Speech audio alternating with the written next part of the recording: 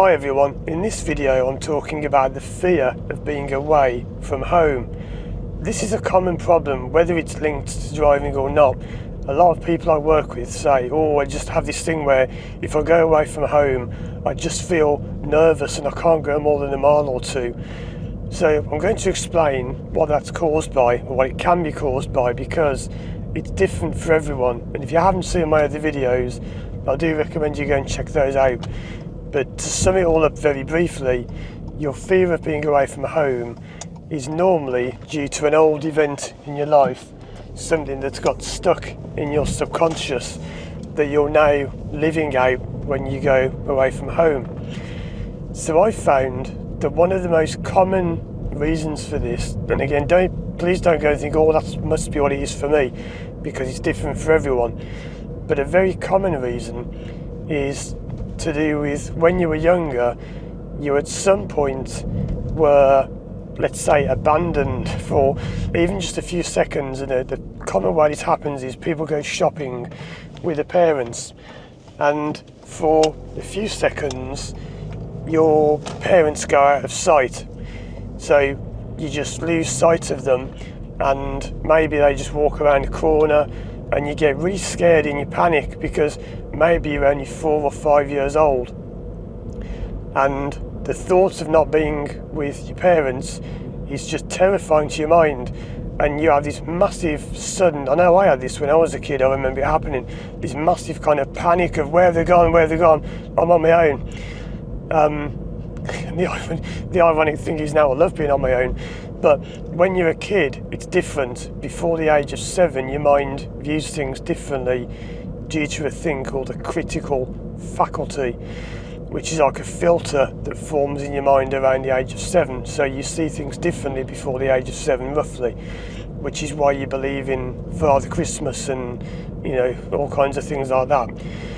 If you say to a child, hey, there's a monster walking down the street, they'll run to the window and look for the monster, whereas an adult probably wouldn't. So before that age of 7 roughly, you see things differently, and what happens is you kind of gets locked away in your mind. So you learn at a young age that being away from home is dangerous because your parents might go missing and you'll be abandoned and you won't have food, or you might be kidnapped and you'll die. Now I know that sounds ridiculous, just let this car do what they're doing, but that's the whole point, you see. It sounds ridiculous to the adult you, to the grown-up you, with all your knowledge and wisdom of being an adult and living in the world. It's ridiculous, but the child you doesn't know that, and the child you, what we call the inner child, is still in you. We're all still children, really. I mean, I'm really just a 5-year-old driving this car. You never really grow up. Your body might change physically, but your mind doesn't. You're always a kid in your mind. So that's what's happening in many cases, not every case, but in many cases, you are simply subconsciously reliving something from the past like that. And people all say, but I can't remember.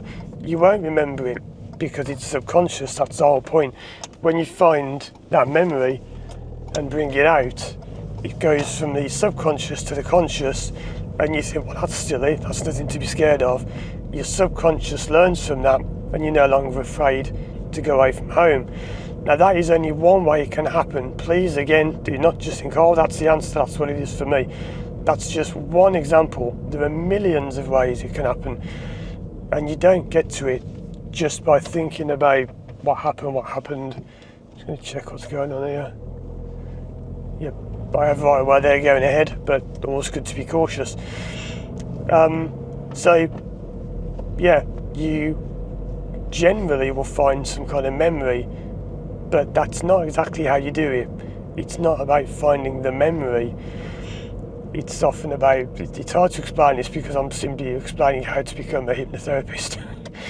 But it isn't the memories you work with so much, that's where people go wrong. It's other stuff you work with. So that's one way it can happen.